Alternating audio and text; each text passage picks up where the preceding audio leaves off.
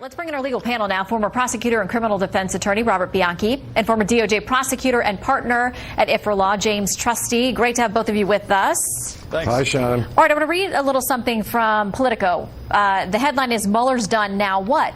They reference this. Dozens of sealed indictments remain filed in D.C. federal court, spanning nearly 2 years Mueller's been on the job.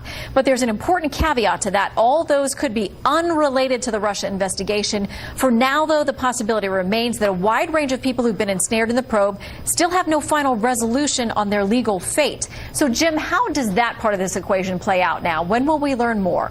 I think that's a small asterisk at this point, because most likely these are people that might be swept up in conduct in other countries, that they may be other Russians, where there's some hope of actually getting jurisdictional hooks into them, unlike the people that were indicted in St. Petersburg.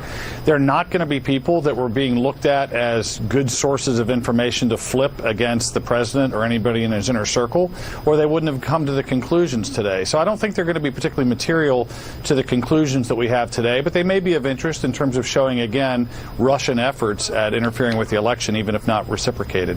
Okay, I want to play something from House Intel Chairman, Democrat, of course, Adam Schiff, about, trying to get to the key of some of this information and what they may do, Democrats on the Hill, if they don't get what they want. Here's what he says.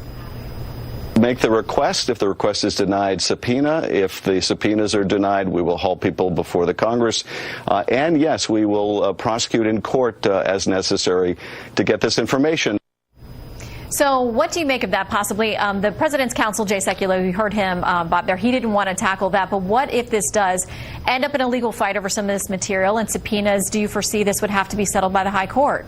Yeah, absolutely. I mean, you have a number of protections that exist, which are usually to protect the innocent or those who have been investigated. A good friend of mine, lawyer friend of mine, former prosecutor, was just talking about the idea that they released some information inadvertently, perhaps one time, about a grand jury proceeding and wound up being sued because of that, because they didn't get a judicial order or judicial intervention. So you have that piece. You also have the executive privilege issue that I would imagine would definitely be argued. And while Congress has oversight, and Congress very well may win, the dearth of cases that there are on this particular issue is going to lead to, in my opinion, years of litigation over those things. And let's also not forget, Shannon, that this was essentially a counterintelligence investigation and obstruction investigation. So a lot of sources and methods are going to be inside of these materials that there would be a legitimate national security interest not to release. So while I understand everybody wants complete transparency, because there are some oddities that are in this letter in my mind, like, for example, when they say there was no coordination with the Russians when we have the June 9, 2016 Trump Tower meeting with Jared Kushner and with Jr., and when they say there's no obstruction when you have the Lester Holt interview indicating that Comey was fired because of the Russia investigation. Listen, I trust Mueller.